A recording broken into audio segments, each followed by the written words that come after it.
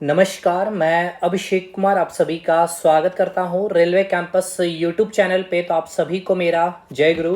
तो चलिए RRB NTPC में जैसे मैंने आप सभी को बतला रखा है कि आपको इस कम समय में जो आपको मैंने 20 दिन का जो मैंने टारगेट दे रखा है जीके के हर सेक्शन कहने का मतलब वो चाहे हिस्ट्री हो, चाहे पॉलिटी हो, चाहे आपका ज्योग्राफी हो, चाहे आपका इकोनॉमिक्स हो, चाहे आपका स्टैटिक जीके हो। और सबसे ध्यान वाली बात यह कि ज्योग्राफी में आपका इंडियन और वर्ल्ड दोनों पूछा जाता है। एनटीपीसी का आप पीवाई क्यों उठा करके देख लीजिए। तो ये पूरे सेक्शन के लिए मैंने आपको कितना टॉपिक 50 टॉपिक बतला रखा हो मैंने। और ये 50 टॉपिक ये सारे सेक्शन से, ठीक है। इसके अलावा आप कर सकते हैं, करिए, लेकिन ये 20 दिन में एक बहुत अच्छा और कहा जाए कि कुछ नहीं अगर आपने पढ़ रखा है तो एटलीस्ट ये 50 टॉपिक पढ़ के जाइए। और आपने पूरा पढ़ लिया है तो क्या ये 50 टॉपिक आपका तैयार है। और दूसरी बात ये कि आज हम लोग 9वें टॉपिक को खत्म कर रहे हैं, यानी कि आज इस वीडियो के बाद 9वां टॉपिक खत्म हो जाएगा। और सबसे इंपॉर्टेंट ये भी समझिए कि आपका इतिहास में मॉडर्न हिस्ट्री जो काफी इंपॉर्टेंट है, इसके 2 टॉपिक हम लोग खत्म कर लिए हैं। इंडियन नेशनल कांग्रेस खत्म कर लिए हैं और आज आपका यूरोपियन कंपनी, पुर्तगाली, डच, फ्रेंच, अंग्रेज, ब्रिटिश ईस्ट इंडिया कंपनी आपने देखा है क्वेश्चन आते हुए। तो ये आज हम लोग समाप्त कर लेंगे। ज्योग्राफी में नेक्स्ट लेक्चर जो होगा उसके बाद आपका 6 चैप्टर आपका ज्योग्राफी से खत्म हो जाएगा। तो आपको समझ में भी नहीं आएंगे भाई। पॉलिटी से मैंने 3 चैप्टर ऑलरेडी खत्म कर रखे हैं। तो अगर आपने नहीं देखा है ये 9 के 9 टॉपिक, एक बार देखिए, समझ में आएगा कि आप क्या चीजों को कंप्लीट कर रहे हो, किस तरीके से कंप्लीट कर रहे हैं। और ये आप देख भी सकते हैं कंटेंट इस प्रकार से, हर एक चीज को बखूबी से एकदम टू द पॉइंट रखते हुए। लेकिन एक बात ये भी है कि जो आप में से जितने स्टूडेंट्स कंटेंट लिए हैं भाई, सबसे पहले प्रिंट आउट करके निकाल के रख लीजिए और उसको गो थ्रू हो लीजिए। वीडियो देखने की फिर जरूरत आपको नहीं है। वो पॉइंट जिस तरह से मैंने कंटेंट दिए हैं, क्योंकि अब आप वीडियो, क्योंकि देखिए हिस्ट्री, ज्योग्राफी, इकोनॉमिक्स केवल 50 टॉपिक में खत्म नहीं होता, ठीक है। मैं यहाँ पे केवल बात किया हूँ एनटीपीसी और अभी बचे हुए इस 20 दिन के लिए। तो और जो स्टूडेंट्स लेना चाहते हैं इस नंबर पे हमें मैसेज करिएगा, आपको पूरा 50 टॉपिक के नोट्स मिलेंगे। और साथ के साथ वर्ल्ड ज्योग्राफी भी आप लेते हैं तो मैंने वर्ल्ड ज्योग्राफी 4 घंटे में खत्म कर रखे हैं इसी यूट्यूब के प्लेटफॉर्म पे। आप जाके सर्च करिएगा world geography bye focus study with अभी, या कमेंट सेक्शन में मैं लिंक भी दे दूंगा। दूसरी बात, ये पेड कंटेंट है, इसकी फी आपको देखिए केवल ये टॉपिक का, यानी कि ये 50 टॉपिक का आप केवल नोट्स लेंगे तो 200 विथ, अगर ये वर्ल्ड ज्योग्राफी का भी ये 4 घंटे का भी नोट्स ले लेते हैं तो 100 इंक्लूड करके 300 फी आपको पेमेंट करनी होगी। तो आप इस नंबर पे हमें संपर्क कर सकते हैं। बाकी आपकी मर्जी, यूट्यूब पे वीडियो फ्री है, देखिए। आफ्टर एग्जामिनेशन आपको समझ में आएगा क्या कंटेंट मिल रहा है। चलिए तो भाई बिना देर के हुए, effort matters then fake promise, ठीक है। तो प्रॉमिस फेक होने से ज्यादा अच्छा है कि आप कितना एफर्ट लगा रहे हैं ना, वो मैटर करता है। तो प्रॉमिस करने से नहीं होती भाई सिलेक्शन हो जाएगी, ये कंटेंट वो कंटेंट नहीं, आपका एफर्ट कितना। और आपका एफर्ट यानी कि मैं जो आपकी तरफ से एफर्ट दे रहा हूं, ये एफर्ट आप देख सकते हैं, ठीक है। तो आप एक चीज ये करेंगे भाई, टेलीग्राम ग्रुप को ज्वाइन कर लीजिएगा। हो सकता है कि मैं इस 9 टॉपिक में कोई एक टॉपिक का पीडीएफ वहां डाल दूंगा, ठीक है। बुक्स एंड ऑथर 200 से ऊपर खत्म करवा दिए आपको एकदम याद कराते हुए। चलिए खैर, यहां से आज हम लोग जो देख रहे हैं मॉडर्न हिस्ट्री का दूसरा पार्ट है, दूसरा टॉपिक है advent of European Indian, Bharat में यूरोपियन का आगमन। देखिए नाम जो भी मैं बतलाता हूँ पहले चीज़ों को कहा कि समझ करके ही खत्म करेंगे।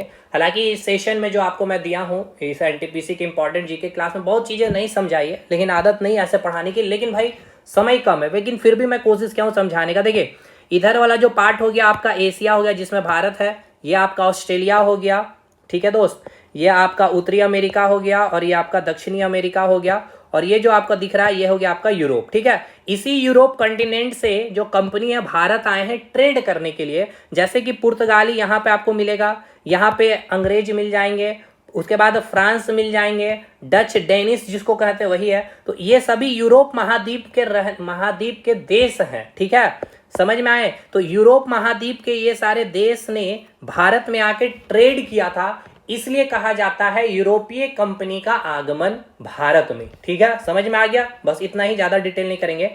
तो यूरोप से 5 कंपनी भारत से क्या किए, व्यापार करने आए थे। तो कौन किस क्रमबद्ध में एकदम रखा गया। सबसे पहले पुर्तगालीज का आपको पढ़ना है। देखिए सबसे पहले पुर्तगालीज के तरफ से कौन पुर्तगालीज प्रथम भारत में आए, वो सारी चीजें आपको यहाँ पे एग्जाम में पूछी जाती है और कंप्लीट करते। तो सबसे पहले जो भारत आया था, कौन आया था, यूरोप से कोई व्यक्ति सबसे पहले जो भारत आए थे वो थे एक पुर्तगाली व्यक्ति जिनका नाम था वास्को डिगामा, ठीक है। फर्स्ट पुर्तगाली या फिर बोल सकते हैं फर्स्ट यूरोपियन। जैसा मैंने आपको बताया दोस्त, देखिए आप 5 कंपनियों के बारे देखेंगे, एक पुर्तगाली के बारे देखेंगे, इसके बाद आप देखेंगे पुर्तगाली के बाद आप देखेंगे अंग्रेज ईस्ट इंडिया कंपनी, इसके बाद फिर अंग्रेज के बाद आप देखेंगे डच ईस्ट इंडिया कंपनी को, ठीक है, और इसके बाद फिर देखेंगे Danish East India company and then France. तो 5 है, और ये पांचों डेनिश, फ्रांस या फिर पुर्तगाली या अंग्रेज, ये सभी किस महाद्वीप से हैं? जैसे आप भारत है ना, तो भारत किस महाद्वीप में स्थित है भाई? एशिया में है। एशिया में ही ना चाइना है, पाकिस्तान है, रशिया है। उसी प्रकार यूरोप महाद्वीप में, ठीक है, ये आपका जैसे यूरोप महाद्वीप है, यहाँ पे आपका ब्रिटेन है, इंग्लैंड हो गया, पुर्तगाल हो गया आपका, फ्रांस हो गया आपका, डच हो गया। तो ये यूरोप महाद्वीप से आए हैं भारत में ट्रेड करने के लिए। तो पहले यूरोपियन जो भारत आए कौन थे? Vasco da Gama. या बोलेगा पहले पुर्तगाली जो भारत आए तो वो वास्को डिगामा, ठीक है, समझ में आ गया। चलिए, अब ज़्यादा समझने वाली चीज़ें है नहीं, वैसे फटाफट चीज़ों को ख़त्म करते हैं। मतलब एक होता है ना, एक रिदम बन जाना चाहिए कि क्या कैसे चीज़ें किस फ्लो में हम लोग खत्म कर रहे हैं, क्या हो रहा है, वो चीज़ को एक बार माइंड में सेटअप करना इंपॉर्टेंट होता है। चलिए, तो वास्को डिगामा मतलब आपको अब यहाँ से जैसे मैं आपको डायरेक्ट बोलता हूँ वास्को डिगामा पहले पुर्तगाली जो भारत आए। अरे भाई, पहले पुर्तगाली भारत आए, इसका मतलब क्या है ये तो समझाइए। मतलब ये है कि भारत में यूरोप कॉन्टिनेंट में, क्योंकि देखिए ऐसा, इसके पीछे और थोड़ा मैं डिटेल कर दूं, हालांकि डिटेल करने की आवश्यकता इतनी है नहीं। देखिए भारत क्या है, एक गर्म देश है, ठीक है, गर्म प्रदेश है भाई, और यूरोप क्या है, ठंडा प्रदेश है। तो जहां ठंडा प्रदेश होता है ना, वहां पे मसाले की खेती नहीं हो पाती है। गर्म यानी कि ये आपका एरिया जो खास करके साउथ वाला एरिया, यहाँ पे मसाले की खेती बहुत अधिक होती है। तो यूरोप जो थे ना, यूरोप महाद्वीप के जो देश है, यहाँ की जो कंपनियां भारत से ट्रेड करती थी, व्यापार करती थी मसाले की, और सबसे पहले यही आपका आने वाला जो व्यक्ति था पुर्तगाली था यूरोप महाद्वीप से, और वो व्यक्ति का नाम था वास्को डिगामा, ठीक है। क्यों आए व्यापार करने वो भी मैंने आपको बता दिया। चलिए, मेनली ट्रेड ही होगा, फिर बाद में जाके अंग्रेज पूरा भारत में शासन करना, रूलिंग करना स्टार्ट कर देगा। तो पहले व्यक्ति हो गया, कौन थे पहले यूरोपियन भी? कौन हो गए? वास्को डिगामा हो गया। वास्को डिगामा के सारे फैक्ट को याद रखिएगा, ये बहुत डिटेल है, मैंने बहुत कंसाइज मैनर में कंटेंट को रेडी किया है। ऐसा नहीं कि इतना में ही आपका खत्म हो जाएगा एडवेंट ऑफ यूरोपियन इंडियन। मैंने जो एप्लीकेशन है पढ़ा है, इसमें बहुत डिटेल पढ़ा है, लेकिन यूट्यूब पे मैं आपके 20 दिन के लिए एनफ है, ठीक है। देखिए, यूरोप से भारत, अब भाई एनफ है मतलब कि 20 दिन के बाद आप बैठिएगा, अगर क्वेश्चन आएगा तो इसी से निकल जाएगा, ठीक। देखिए, यूरोप से भारत आने का जो समुद्री मार्ग की खोज की थी, अब एक चीज को और भी समझिए, जैसे कि ये आपका भारत है, और यहाँ से जो आ रहा है, यहाँ पे क्या है भाई? समुद्र है, ठीक है ना, अरब सागर है। तो ये समुद्री मार्ग की खोज करने वाले कौन है? तो भाई यही वास्को डिगामा है, ठीक है। समुद्री मार्ग की भारत की खोज नहीं की गई थी, भारत पहले से एग्जिस्ट कर रहा था। वो रास्ता भारत आने का खोज किया गया था, किसके द्वारा? तो इसी के द्वारा। यूरोप से भारत आने की समुद्री मार्ग की खोज किसने की थी? तो वास्को डिगामा ने की थी। कब आया था? 20 मई 1498 में केरल के कालीकट घाट पे आया था। क्लियर है? उस समय केरल के शासक कौन थे? तो जमुरीन थे। तो इसका स्वागत किसने किया था? जमुरीन ने किया था। यह भी इंपॉर्टेंट पॉइंट है, आपको याद रखना है। चलिए, क्या क्या पॉइंट याद हो गया आपको? पहले पुर्तगाली या पहले यूरोपियन वास्को डिगामा है। समुद्री मार्ग की खोज करने वाले वास्को डिगामा है। कब आए थे? 14 मई 1498 में केरल के कालीकट घाट में पहुंचे थे। किसने स्वागत किया था? जमुरीन ने स्वागत किया था। क्लियर है भाई? ठीक है। अब्दुल मनीद गुजराती पथ पर देखिए क्या हुआ था भाई, समझिएगा। देखिए, ये जो वास्को डिगामा जब भारत आए, तो और भी मैं क्लियर कर दे रहा हूँ, जैसे कि मैप बना करके, ठीक है। ये भारत हो गया, और अगर ये देखा जाए तो ये आपका अफ्रीका है, और इधर से वास्को डिगामा आ रहा है, ठीक है। वास्को डिगामा यहाँ केप ऑफ गुड होप इसको कहा जाता है, इस पॉइंट पे यहाँ पहुंचे, और यहाँ पे इस गुजरात का एक व्यापारी यहाँ पे ऑलरेडी पहले से था। तो ये वास्को डिगामा वापस ये रिटर्न बैक होने वाला था, उसको भारत मिल नहीं रहा था, भारत पहुंचने का रास्ता नहीं मिल पा रहा था। तो यहाँ पे एक व्यक्ति है, इस व्यक्ति का नाम ही बताया गया है अब्दुल मनीद, जो गुजरात पथ प्रदर्शक, जिसने वास्को डिगामा को भारत पहुंचने का मार्ग बताया। उसने ही बताया कि भारत जाने का रास्ता, समझ में आया? तो ये आपसे पूछा जाता है कि गुजरात का वह कौन सा व्यापारी था जिसने वास्को डिगामा को भारत पहुंचने का पथ प्रदर्शक किया था या मार्ग बताया था। तो नाम याद रखिएगा, नाम याद हो गया अब्दुल मनीद, जो गुजराती पथ प्रदर्शक जिसने वास्को डिगामा को भारत पहुंचने का मार्ग बताया था। 3 बार भारत ये आए थे, एक तो 1498 20 मई को आए, फिर 1502 में आए, और फिर 1524 में। तो वास्को डी गामा 3 बार भारत आए थे, याद रखिएगा। पहली बार 1498 में, दूसरी बार 1502 में, तीसरी बार 1524 में। किस जहाज से आए थे, वो जहाज का नाम भी पूछा जाता है। तो वो पानी का जहाज जो था उसका नाम था साओ गैब्रियल, ठीक है, साओ गैब्रियल जहाज के। इस जहाज से कौन आए थे भाई, पुर्तगाली एक व्यक्ति हैं वास्को डी गामा, जो 3 बार भारत आए, 1498, 1502, 1508, एकदम डेट याद करते चलेगा। इनकी मृत्यु कब हुई थी, 1524, दिसंबर 1524 में इनकी क्या हो गई, मृत्यु हो गई। किसकी, तो वास्को डी गामा की। वास्को डी गामा की मृत्यु कब हो गई भाई, दिसंबर 1524 में, ठीक है, दिसंबर 1524 में क्या हो गई, इसकी मृत्यु हो गई थी। चलिए आगे बढ़िए। 1498 में पुर्तगाली ईस्ट इंडिया कंपनी स्टैब्लिश हुई थी, यानी कि पुर्तगाली ने अपनी एक कंपनी बनाई थी 1498 में, ठीक है, पुर्तगाली ईस्ट इंडिया कंपनी के नाम से। 1503 में इस पुर्तगाली ईस्ट इंडिया कंपनी ने भारत में पहली फैक्ट्री का स्थापना किया था, कहाँ पे, तो कोचीन में। तो ये पूछेगा पहली पुर्तगाली ईस्ट इंडिया कंपनी की जो फैक्ट्री स्टैब्लिश की गई थी, कब की गई थी, 1503 में, कहाँ पे, कोचीन में, ठीक है, कहाँ पे, कोचीन में। याद हो गया। देखिए सबसे पहले वास्को डी गामा का जितना पॉइंट है ये याद रखिएगा। पहले पुर्तगाली, पहले यूरोपियन समुद्री मार्ग की खोज करने वाले, भारत में 3 बार आए। सबसे पहले 20 मई 1498 को आए। इनको पथ प्रदर्शक करने वाले अब्दुल मनीत थे, केरल के कालीकट घाट पे आए थे। उनके स्वागत केरल के शासक जो थे जमुरीन ने किए थे, जो वहाँ के राजा थे। और इसके बाद 3 बार भारत आए हैं, 1498, 1502, 1524 में। जिस जहाज से आए थे उसका नाम भी याद रखना, साओ गैब्रियल नाम होगा। और इनकी मृत्यु 1524 में हुई थी। पुर्तगाली की अपनी एक कंपनी है, पुर्तगाली ईस्ट इंडिया कंपनी, जिसकी स्थापना 1498 में की। और इसने अपने पहली फैक्ट्री भारत में कब लगाया, 1503 में, ठीक है, कोचीन में। अब देखिए पुर्तगाली के कुछ इंपॉर्टेंट गवर्नर। अब ये गवर्नर का मतलब ये है कि जैसे कि कंपनी है भाई, अब उस कंपनी का कोई एक सीईओ होगा ना, तो उस सीईओ को गवर्नर कहा जा रहा है। उसकी नियुक्ति कर की जा रही है भारत के लिए, यानी कि आप भारत में ट्रेड जो करेंगे तो उसको कोई देखने वाला एक बंदा होगा ना, एक कोई मैनेजर, इस तरह टाइप का एक पद होगा, तो उसको कहा गया गवर्नर। तो वो गवर्नर को समय टू समय चेंज किया गया भारत के साथ जब ट्रेडिंग जो फैक्ट्री स्टैब्लिशमेंट हुई। तो कुछ महत्वपूर्ण गवर्नर है, 3 गवर्नर जो आपसे पूछे जाते हैं। पहला जो गवर्नर था Francisco de Almeida, first governor of Portuguese in India, यानी पुर्तगाली ईस्ट इंडिया कंपनी का जो भारत से ट्रेड कर रहा होगा उसकी पूरी देखभाल, सारी चीजों को वहां पे जो गोदाम बनाया जा रहा भारत में उसकी पूरी देखभाल जो कर रहा होगा फ्रांसिस्को दी अल्मेडा कर रहा होगा। इसकी टेन्योर 1505 से 1509 तक ये रहा था गवर्नर, ठीक है। फर्स्ट गवर्नर क्लियर है, ठीक है। इसने कौन सी पॉलिसी अपनाई थी, नीले जल की नीति, यानी blue water policy of Almeida भी कहा जाता है। तो पूछा जाएगा नीले जल की नीति किसने अपनाई थी, ब्लू वाटर पॉलिसी किसने अपनाई थी, तो फ्रांसिस्को दी अल्मेडा ने।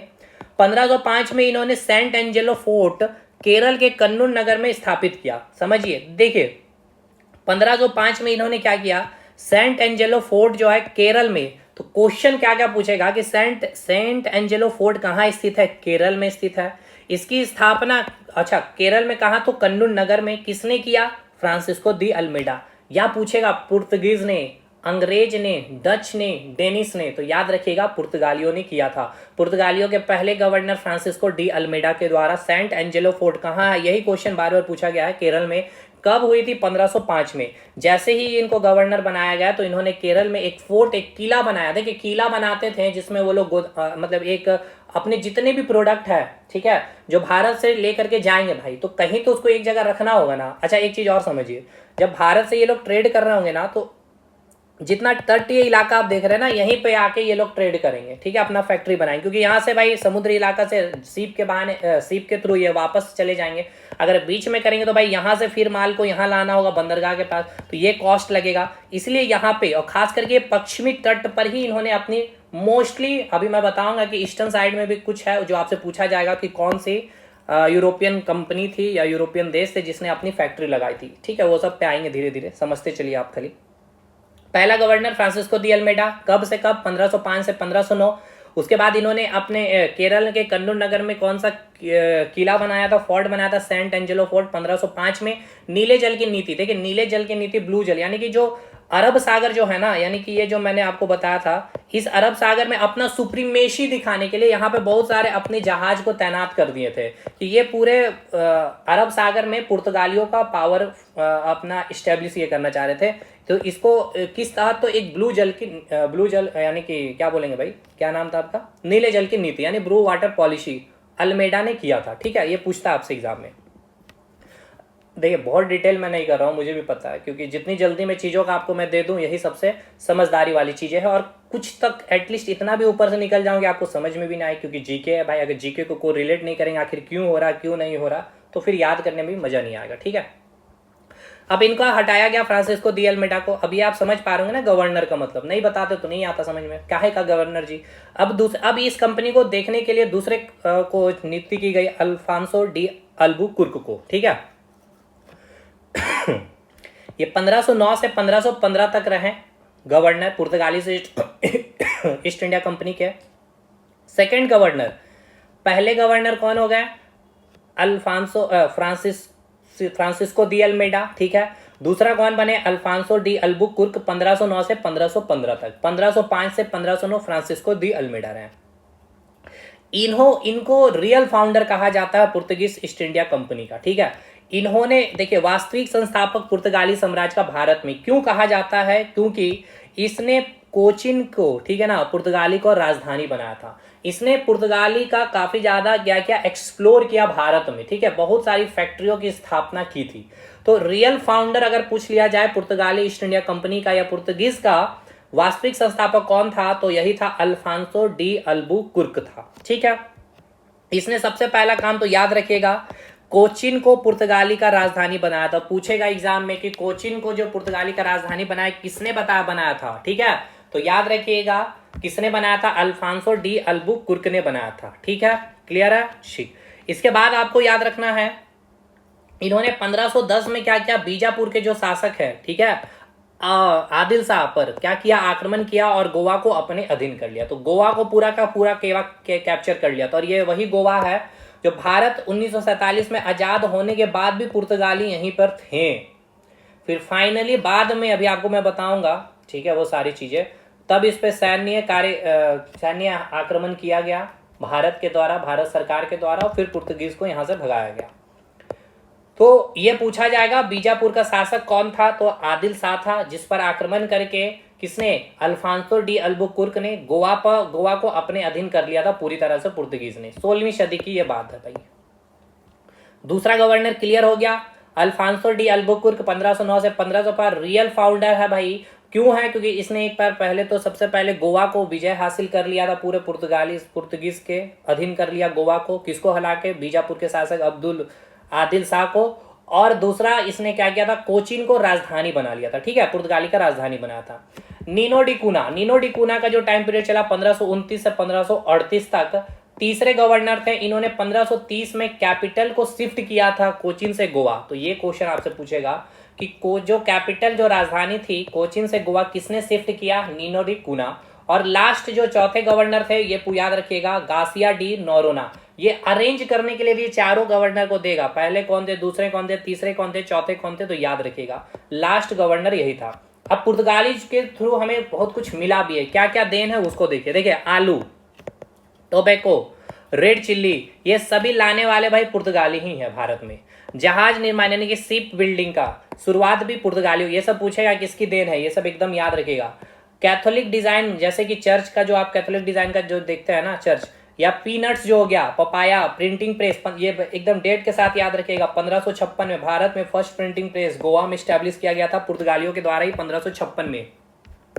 तो ये सब याद रखेगा, आलू, टोबैको, रेड चिली, ये सब जितना बताया, शिप बिल्डिंग हो गया, papaya printing press, Catholic design का चर्च हो गया, पीनट्स हो गया।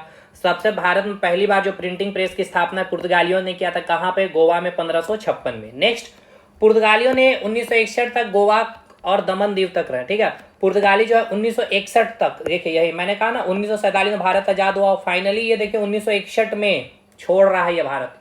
आजाद होने के बाद भी कितने साल रहा, 14 साल तक ये रहे भारत में। और फिर सैन्य अभियान हुआ, उसके बाद ये छोड़े हैं पुर्तगाली और गोवा दमन द्वीप को। ठीक, 1961 में गोवा एवं दमन द्वीप को भारतीय संघ में यूटी के रूप में विलय किया गया। उसको वहां से पुर्तगालियों से आजाद करा के 1937-87 में गोवा को दमन एंड दीव से अलग करके गोवा को 25वां राज्य बनाया। ये मैंने पॉलिटी में भी बताया था, स्टेट रीऑर्गेनाइजेशन जब मैंने पढ़ाया था तब। तो देखिए ये सब पॉइंट पूछेगा। पुर्तगाली कब छोड़ा गोवा को, दमन दीव को? तो 1961 में छोड़ा, ठीक है। गोवा और दमन दीव को भारतीय संघ में यानी कि यूनियन टेरिटरी के रूप में कब विलय किया गया था? 1961 में। गोवा को दमन दीव से अलग करके गोवा को 25वां राज्य का दर्जा कब दिया गया? 1987 में। सबसे पहले कौन आया? पुर्तगालीज आया। और सबसे अंत में कौन जा रहा है? 1961 में। अंग्रेज तो 1947 में चल गया था और अंतिम में जाने वाला भी पुर्तगालीज है। इनका मुख्य व्यापार क्या था? मसाले का व्यापार ही ये किए थे, ठीक है। तो ये पूरा का पूरा पॉइंट पुर्तगालीज, इससे बाहर आपका एनटीपीसी नहीं जाएगा। चलिए अब हम लोग इसके बाद देखेंगे, अंग्रेज की बारी है। तो अब बात करेंगे अंग्रेजों की, ठीक है। पुर्तगालियों की जितनी भी फैक्ट आपको याद करनी थी मैंने बतला दिया भाई। अब आएंगे अंग्रेज भारत में। देखिए सबसे पहले कौन आया? पुर्तगाली आए और इन्होंने 1503 में कोचीन में क्या किया? फर्स्ट इस्टेब्लिश किया अपनी फैक्ट्री। इसके बाद अंग्रेज की बात कर ले तो जॉन मिल्टन हॉल पहले अंग्रेज जो थे भारत आने वाले हैं बाय रोड। ये इंपॉर्टेंट नहीं है, इसको हटा लीजिए। John Milton hall. इस समय भारत में मुगल बादशाह कौन है? जब अंग्रेज भारत आ रहे हैं तो याद रखिएगा, अकबर पूछता है एग्जाम में। और ब्रिटेन में जो महारानी है वो कौन थी? एलिजाबेथ टेलर प्रथम, ठीक। ब्रिटेन में जो ब्रिटिश क्राउन है ने ईस्ट इंडिया कंपनी को 15 साल के लिए क्या किया था भाई? अधिकार दिया था कि आप जाइए भारत के साथ व्यापार करिए, ठीक है। ये चार्टर दिया था, जैसे कि मैंने चार्टर एक्ट आपको बताया था, आदेश। पिछले क्लास को ही देखिएगा, सारे एक्ट में मैंने बताया था। तो 15 साल तक का इनको क्या मिल गया था भाई? ट्रेड करने का अधिकार मिल गया था। और 31 दिसंबर 1600 को ईस्ट इंडिया कंपनी क्या हुआ भाई? इस्टेब्लिशमेंट किया गया। तो देखिए अंग्रेजों ने अपनी जो कंपनी का गठन किया 1600 ईस्वी में, 31 दिसंबर। मतलब 31 दिसंबर सोच रहे हैं, अगर एक दिन और लेट हो जाता तो 1 जनवरी ये हो जाता 1601। तो एक दिन का देखिए क्या डिमांड होता है। तो अंग्रेज में अभी आपको क्या याद करना है? देखिए सबसे पहले उस समय भारत में जो मुगल बादशाह थे कौन थे? अकबर थे। और अंग्रेज में जो महारानी थी एलिजाबेथ टेलर थे। इन्होंने ही अंग्रेजी ईस्ट इंडिया कंपनी को 15 साल तक भारत में ट्रेड करने का चार्टर दिया था, आदेश दिया था। ईस्ट इंडिया कंपनी की गठन कब हुई? 31 दिसंबर 1600 ईस्वी में। अब देखिए गठन हो गया कब? 1600 में। इस्टेब्लिश अभी हमने कंपनी बना लिया भाई, लेकिन कोई चीज अभी मैं काम नहीं कर रहा हूँ। 8 साल के बाद 1608 में पहला अंग्रेज है जो समुद्री मार्ग से, देखिए समुद्री मार्ग से, मैंने रोड बाय रोड आपसे पूछेगा भी नहीं एग्जाम में, बस मैंने आपकी जानकारी लिए लिख दिया। समुद्री मार्ग से भारत आने वाले पहले अंग्रेज जो है पुर्तगाली वास्को डी गामा 3 बार 1498, 1502, 1508, 1524 में उनकी मृत्यु हो गई। विलियम हॉकिंस थे। और 1961 में पुर्तगाली गया है गोवा और दमन दीव से, ठीक है ना। तो पहले अंग्रेज कौन थे? विलियम हॉकिंस थे। और ये जिस जहाज से आए थे उस जहाज का नाम याद रखिएगा, हेक्टर या रेड ड्रैगन भी कहा जाता है। मुगल बादशाह उस समय कौन थे? जहांगीर के दरबार में। देखिए समझिए, देखिए जब ईस्ट इंडिया कंपनी का क्वेश्चन ऐसे पूछता है कि ईस्ट इंडिया कंपनी का गठन 1600 ईस्वी में, उस समय मुगल बादशाह कौन था? अकबर था। लेकिन जब इनके पहले अंग्रेज जो भारत आए ट्रेड करने के लिए, विलियम हॉकिंस, उस समय मुगल बादशाह कौन था? तो उस समय मुगल बादशाह आपके जहांगीर थे। और जहांगीर के दरबार में आपका कौन आ रहा है? विलियम हॉकिंस आ रहे हैं परमिशन लेने के लिए, भारत में हम ट्रेड करना चाहते हैं, ठीक है। एकदम एक एक लाइन याद करिएगा। जिस जहाज से आ रहे थे उनका नाम याद रखना है, पूछता है जहाज का नाम भी, हेक्टर और रेड ड्रैगन भी। जहांगीर ने इसे इंग्लिश खान की उपाधि दी थी। ये भी क्वेश्चन पूछा गया था कि जो विलियम हॉकिंस जो प्रथम अंग्रेज जो भारतीय आए थे जिन्हें उपाधि दी गई थी, कौन सी उपाधि? इंग्लिश खान की। किसने दी थी? तो मुगल बादशाह जहांगीर ने दिया था।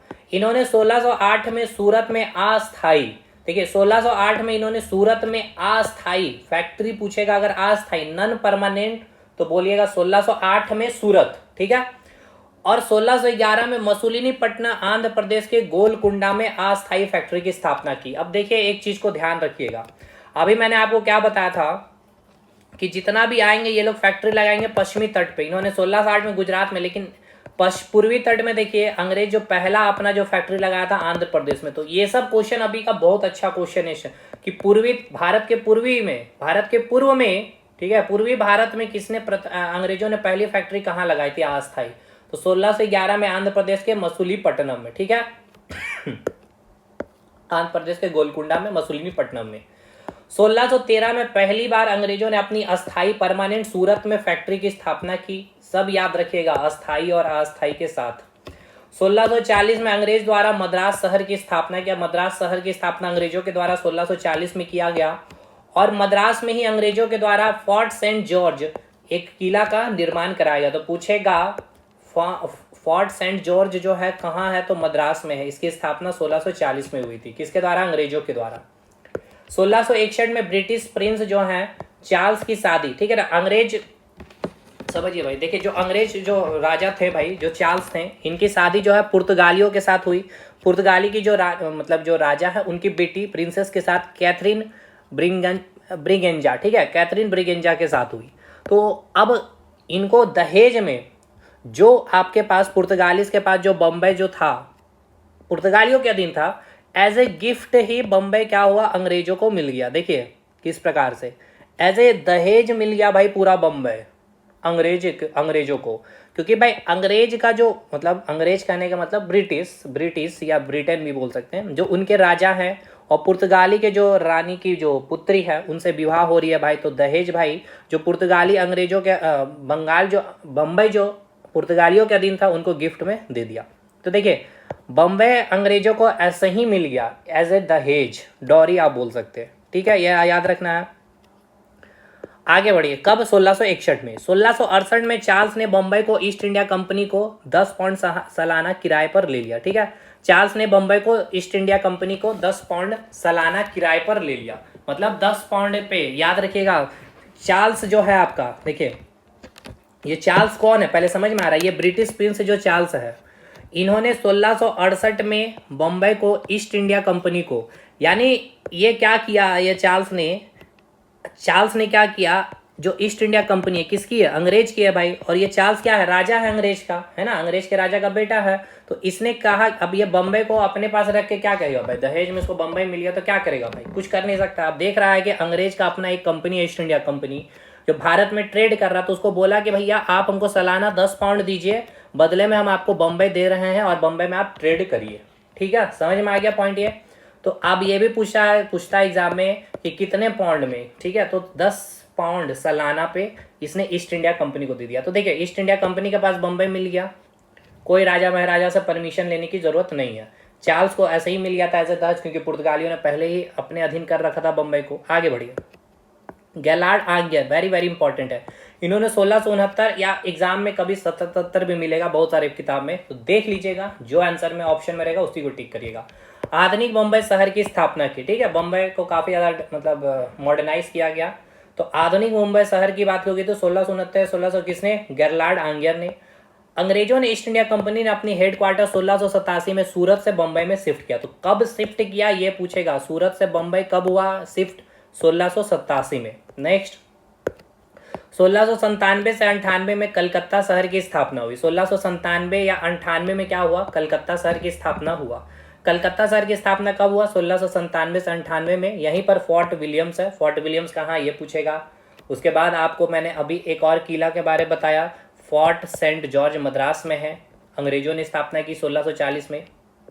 आगे बढ़िए, फोर्ट विलियम का पहला गवर्नर, यानी इस किले का जो पहला भाई उसका देखभाल करने के लिए तो कोई होगा ना, गवर्नर का ही नाम दिया जाता था पद का, सर चार्ल्स आयर को बनाया गया।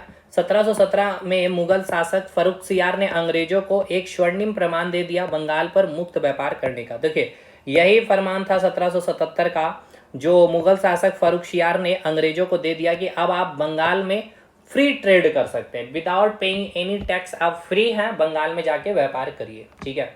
और ये सबसे बड़ा मतलब कि एज ए गिफ्ट अंग्रेजों को मिलता है कि पूरा बंगाल में अब ये अपना विस्तार कर लेगा अंग्रेज। और धीरे धीरे बंगाल कहने का मतलब क्या है, पूरा अभी का वेस्ट बंगाल, झारखंड, आपका बिहार और उड़ीसा, ठीक है, ये पूरा 4 स्टेट बंगाल अभी का मतलब इस समय का मतलब है, ट्रेड करने इनको फ्री में मिल गया। तो अंग्रेज से इतना आपको पढ़ के चलना है। अगला जो कंपनी है डच यानी कि जो हॉलैंड और जो नीदरलैंड के जो निवासी उनको कहा जाता है डच। अंग्रेज से पहले भारत आए, अंग्रेज से पहले भारत कौन आया था? डच आया था। तो याद रखिएगा 1602 में ही। देखिए भाई अंग्रेज तो भारत में 1608 में आके फैक्ट्री बनाया ना, 1600 में कंपनी का गठन हुआ, लेकिन भारत आए पहले पुर्तगाली, उसके बाद डच, उसके बाद अंग्रेज। तो ये सीक्वेंस भी आपसे पूछता है अरेंज करने के लिए, तो याद रखिएगा। तो 1602 में डचों ने अपनी डच ईस्ट इंडिया कंपनी की स्टैब्लिश की और 1546 में कार्नस हाउटमैन भारत आने वाले प्रथम डच थे। तो पहले डच का नाम पूछेगा तो 1596 में कार्नस हाउटमैन, अंग्रेज पूछेगा तो विलियम हॉकिंस, पुर्तगाली पूछेगा तो वास्को डिगामा। ठीक है, हॉटमैन आए थे, पहले डच थे भारत आने वाले। इन्होंने भारत में मेनली 2 उद्योग के एस्टेब्लिशमेंट किए थे। यही उद्योग आपसे क्वेश्चन पूछेगा, सूती वस्त्र उद्योग या इंडिगो या नील का उद्योग का, इन्होंने फैक्ट्री लगाया था। 1759 में वेरी वेरी इंपॉर्टेंट, इन्होंने अंग्रेजों के साथ डच ने युद्ध किया था, बेदरा का युद्ध डच और अंग्रेजों के बीच हुआ, जिसमें अंग्रेजों की जीत हुई थी और डच वापस यहाँ से फिर भारत छोड़ के चल गया था। ठीक है, डचों का पतन हो गया था, वापस ये नीदरलैंड चले गए थे। डच में बस इतना ही आपको इंपॉर्टेंट है, लेकिन इंपॉर्टेंट बहुत है। पहले तो ये है कि भाई 1602 में इन्होंने इस्टेब्लिशमेंट किया। आने वाले हॉटमैन है 1596 में। 2 इंडस्ट्री इन्होंने भारत में लगाए थे, एक तो कॉटन टेक्सटाइल का और नील उद्योग का। बेदरा का युद्ध कब हुआ था? 1759 में अंग्रेज और डच के बीच में अंग्रेज जीत हासिल हुई। पूछता है किस युद्ध के बाद डचों ने भारत में पतन हुआ था डच का, तो बेदरा का युद्ध में ही। डेनिस, डेनमार्क के जो निवासी है उनको डेनिस कहा जाता है। 1616 में डेनिस ईस्ट इंडिया कंपनी की स्थापना हुई। ठीक है, 1616 में पहला व्यापारी कोठी इन्होंने त्रंकेबार केरल में 1620 में लगाई और बंगाल में दूसरी फैक्ट्री 1676 में। तो ये सब याद रखिएगा, पहली व्यापारी फैक्ट्री कहाँ कहाँ लगा है डेनिस का, कहाँ लगा? केरल के त्रंकेबार में 1620 में। इनके 2 मुख्य व्यापार थे, एक चाय का व्यापार ट्रेड ऑफ टी और चाइना के साथ ये ट्रेड करते थे, ट्रेड विथ चाइना। बस इतना ही याद रखना। और अंतिम में छोटा है बस फ्रांस ही। 1664 में फ्रांसीसी ईस्ट इंडिया कंपनी सबसे अंतिम में आया और सबसे पहले चले गई है। कॉलबर्ट पहले फ्रेंच थे जो भारत आए, याद रखिएगा पहले फ्रांसीसी कौन है भारत आने वाले? कॉलबर्ट। और फ्रांस ईस्ट इंडिया कंपनी की स्थापना की 1668 में। इन्होंने पहली कारखाना सूरत में लगाई, तो फ्रांस का पहला कारखाना कहाँ लगा? सूरत में। 1669 में सेकंड दूसरी मसूलीपट्टनम में लगा आंध्र प्रदेश में। 1690-92 में बंगाल के चंद्रनगर में कारखाना स्टैब्लिश किया। अंग्रेजों को अच्छा खासा इन्होंने टक्कर दिया था भाई। ठीक है, 1672 में फ्रांसीसी गवर्नर जो थे फ्रांसीसी मार्टिन ने शेर खां पर आक्रमण कर पुडुचेरी गांव को, या पुडुचेरी भी बोल सकते हैं, अपने अधीन किया, वर्तमान में जिसे पुडुचेरी कहते थे। ठीक है, उस समय पुडुचेरी कहा जाता था। 1674 में पुडुचेरी को फ्रांसीसी ने अपना मुख्यालय बनाया था। तो कब बनाया था ये भी याद रखिएगा, 1674 में। पहली फैक्ट्री याद रखिएगा सूरत में 1668, दूसरा 1669 में मसूलीपट्टनम में। ये सब आपसे पूछेगा भाई चंद्रनगर किसके द्वारा स्थापना किया गया था? तो फ्रांसीसी के द्वारा 1690-92 में स्थापना किया गया था। चलिए आगे बढ़िए भाई। अब कुछ वार है अंग्रेज और फ्रांस के बीच में, ये पूछा जाता है एग्जाम में। अंग्रेज और फ्रांस के बीच में 3 कर्नाटक युद्ध हुआ जिसको कार्नेटिक वार कहा जाता है। ठीक है, 1700 एंग्लो फ्रेंच स्ट्रगल जिसको बोलते हैं। फर्स्ट कार्नेटिक वार 1746 से 1748 में हुआ था। पहला कार्नेटिक वार 1746 से 1763, 3 कार्नेटिक वार हो गए। तो पहला 1746 से 1748 2 साल चलेगा।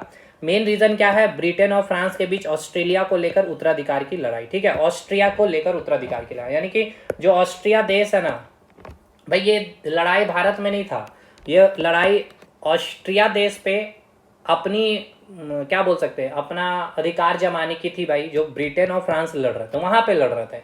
अब जैसे कि हम आपसे लड़ाई कर रहे हैं, तो भाई हमारा जो भी मतलब बच्चे वगैरह जो भी हो सकते हैं आपके बच्चे, वो अब कहीं पे तो वो भी अगर साथ में रह रहे तो वो भी लड़े, क्योंकि हम दोनों लड़ रहे। उसी प्रकार वहाँ ब्रिटेन और फ्रांस के बीच लड़ाई हो रही, जैसे कि भाई पाकिस्तान इंडिया के बीच लड़ा रहे थे, हिंदू मुस्लिम। तो भारत में भी हिंदू मुस्लिम, पाकिस्तान में हिंदू, तो वो लोग भी आपस में लड़ने लगे। बस ये एक एग्जाम्पल मैंने दिया। ठीक है, तो जिस प्रकार ऑस्ट्रिया की अधीनता के लिए फ्रांस और अंग्रेज लड़ रहे हैं, तो उस कारण भारत में इन दोनों ने अपने आप में एक दूसरे के साथ युद्ध कर लिया था, जिसको बोला गया फर्स्ट कार्नेटिक वार। ठीक है, उत्तराधिकार की लड़ाई के लिए इन्होंने लड़ा था, ये पूछता आपसे एग्जाम में। और फिर संधि हुआ था, जिस संधि का नाम है एक्सलास चापल संधि, शापेल भी बोला जाता है। 1748 में फिर फर्स्ट कार्नेटिक वार समाप्त हुआ। गवर्नर कौन था? डुप्ले, बहुत ही खतरनाक व्यक्ति थे ये, जो फ्रांस अंग्रेजों को पानी पिला करके रखा होता। ब्रिटिश गवर्नर जो थे क्लाइव थे। ठीक है, लॉर्ड क्लाइव थे इस समय। सेकंड पूछेगा ये सब कि फर्स्ट कार्नेटिक वार के समय गवर्नर कौन था? तो लॉर्ड क्लाइव। फ्रेंच के गवर्नर कौन थे? डुप्ले थे। सेकंड कार्नेटिक वार में यानी कि दूसरा कर्नाटक युद्ध जस्ट 49 में ही, नेक्स्ट ईयर ही हो गया, 54 तक चला, 5 साल तक। कारण क्या है? लोकल डायनेस्टी, यानी कि ये जो आपस में जो पास में जितने भी वंशज थे उनके आंतरिक मामलों में ये हस्तक्षेप करने लगे थे, और इसके कारण ये दोनों आपस में भिड़ गए। तो ये फिर ट्रीटी ऑफ पुडुचेरी के कारण ये फिर युद्ध समाप्त हुआ 1754 में। वह पूछेगा ट्रीटी ऑफ पुडुचेरी कब हुआ था? 1754 में। सेकंड कार्नेटिक वार किस संधि के साथ समाप्त हुआ? फर्स्ट कार्नेटिक वार किस संधि के साथ समाप्त हुआ? पूछेगा कब हुआ? 1748 में। आइक्सला छप्पल बोल रहा हूँ भाई, चैपल। ठीक है, और किसके अच्छा, डुप्ले है फ्रेंच का गवर्नर, अंग्रेज का गवर्नर क्लाइव है सेकंड कार्नेटिक वार में। थर्ड कार्नेटिक वार अब हो रहा है 1758 में, और ये चलेगा आपका 5 साल तक। ठीक है, 1763 तक। 7 year war in Europe. Europe में 7 साल तक अंग्रेज और फ्रांस के बीच में लड़ाई चल रही थी। उसी कारण ये तीसरा कार्नेटिक वार भारत में हुआ अंग्रेज और फ्रांस के बीच में। और फिर ट्रीटी ऑफ पेरिस 1763 में हुआ था। याद रखिएगा कब हुआ था ट्रीटी ऑफ पेरिस, तब जाके थर्ड कार्नेटिक वार समाप्त हुआ। और 1760 में युद्ध होता है बांडीवास का युद्ध अंग्रेज और फ्रेंच के बीच में। और इस युद्ध के बाद फिर फ्रेंच का पूरा खात्मा भारत से हो जाता। ठीक है, निर्णायक युद्ध जिसमें अंग्रेज ने फ्रांसीसी पावर को पूरी तरह से समाप्त कर दिया था। भारत में फ्रांस का कोई पावर अब नहीं था। ठीक है, अब ये देखिए मैंने रिवीजन के तौर पे इस तरह से नोट्स, पहले मैं जब तैयारी के दौर था तो इस तरह से रिवीजन होती थी हमारी। ठीक है, ये तो मैंने आपके लिए नोट्स क्रिएट किया था। तो जितने भी यूरोपियन कंपनी से क्वेश्चन बनेंगे, पुर्तगाली, डच वगैरह जो भी था भाई मैंने करा दिया। इससे बाहर जाने की आवश्यकता नहीं है। इस 20 दिन में मोर देन सफिशिएंट। मुझे पता है इसमें बहुत कुछ है पढ़ने को, पढ़ा। अब जो पेड स्टूडेंट जो एप्लीकेशन में हैं पढ़े आपने इस वीडियो के बाद, उसमें नोट्स कुछ और है तो भाई सिंपल सी बात है ना, वो ठीक है, समय था, फी भी पेमेंट किया था आपने। अब ऐसा नहीं कि फ्री का कंटेंट था तो कुछ भी नहीं भाई, बहुत है, मोर देन सफिशिएंट है। नेक्स्ट वीडियो में हम लोग 10वें या फिर हो सकता 3 टॉपिक नेक्स्ट वीडियो में हम लोग खत्म करेंगे। तब तक के लिए धन्यवाद।